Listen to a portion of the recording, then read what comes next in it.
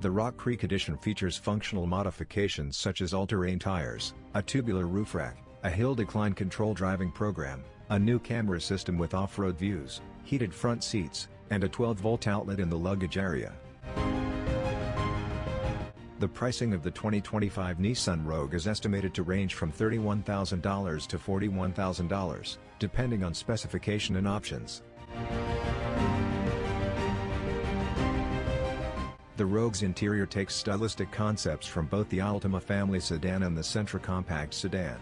The Rogue comes with an 8.0-inch unit, but the SL and Platinum models come with a larger 12.3-inch screen with Google-based software. It is the first Nissan with Google built-in, which provides a plethora of apps and a nicer layout than the conventional system. Apple CarPlay and Android Auto are standard, but high-end amenities like in-dash navigation and a Bose music system are available.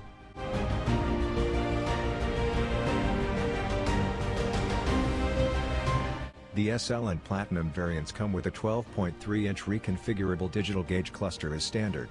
The Rogue also has a big 10.8-inch head-up display and a wireless smartphone charging pad. All Rogues are powered by a turbocharged 1.5-liter 3-cylinder engine producing 201 horsepower. The inline-3 is combined with a continuously variable automated gearbox, CVT, and front-wheel drive. All-wheel drive is available. The Rogue's 3-cylinder turbocharged engine is rated for up to 30 miles per gallon in the city and 37 miles per gallon on the highway.